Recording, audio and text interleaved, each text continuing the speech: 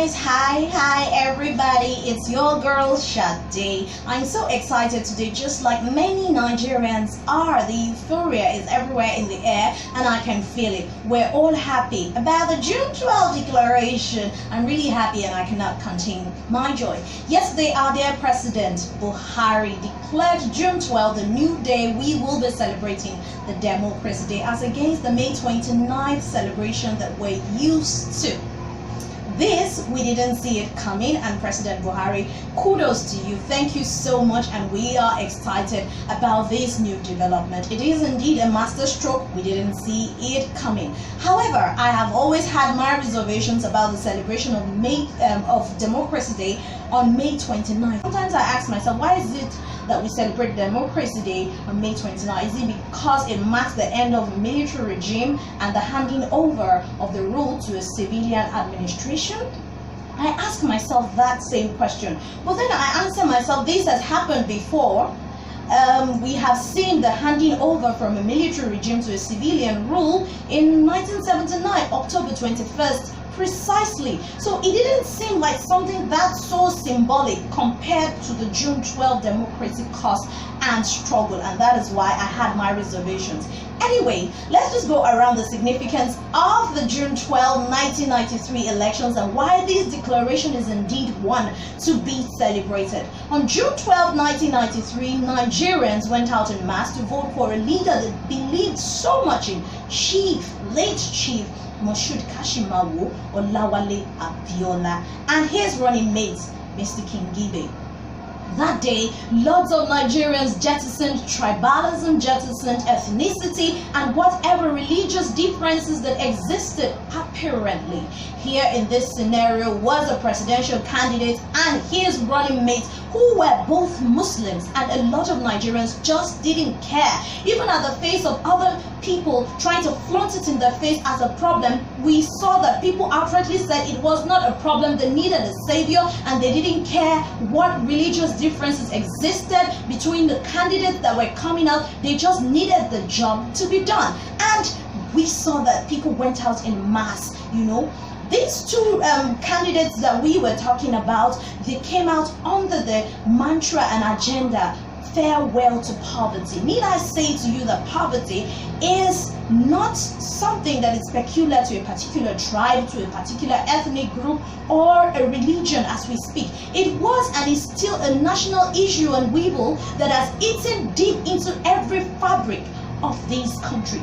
Nigerians went out in mass. Muslims, Christians, traditional worshippers, atheists. We have the Yoruba people, the Hausa people, the Igbo people, the people from Efik, Ibibio, Igala, Fulani, and all other ethnic groups coming out in one voice and in unity to partake and exert their democratic will in a process that has been internationally and domestically acclaimed to be the freest, fairest, most peaceful and credible election Nigeria has ever had.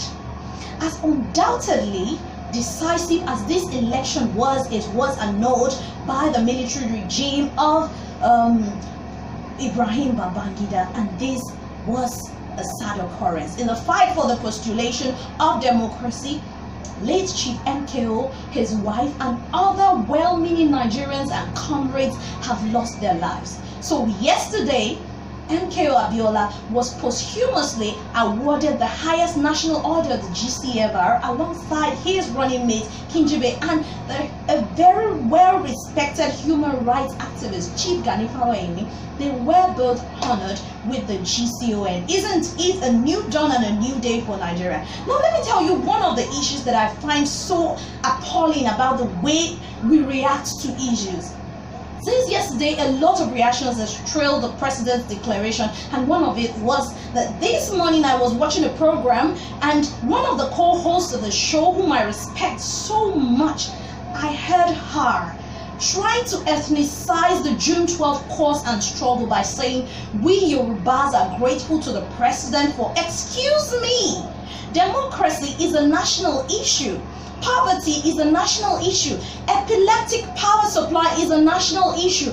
Lack of free, fair, and credible election is a national issue. And so all these and more were lost in the annulment of that election. So the fight to set that record straight was a fight for all. And it is not just for the Yoruba people. It was a fight for everybody. You, me, and every well-meaning Nigerian as we speak.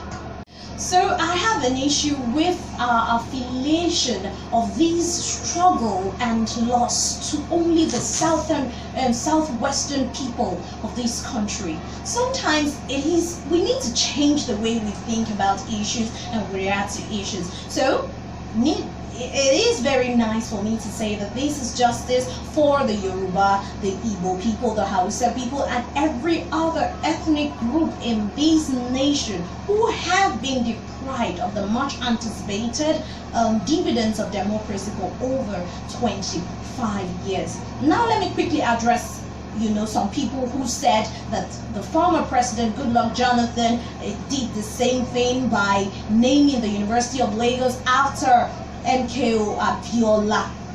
I just have one response to tell you, and the response is not than one popular saying. I subscribe to it and I say that whatever is worth doing at all is worth doing well. If you will name an institution after MKO Abiola and the cause and struggle, a national institution and symbol that has no special attribution to a particular people or place, would not be out of place like the Eagle Square or any other institution that is so symbolic.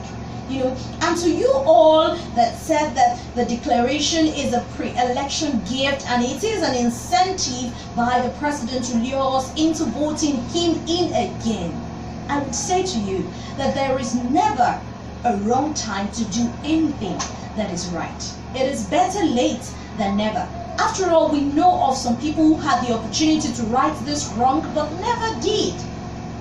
Well, I am going to say to everybody and every Nigerian who wrote to us all for this declaration, June 12 is actually the symbol of democracy. Everything it stood for is the symbol of democracy. Thank you so much for watching. Let's hear your take in the comment section.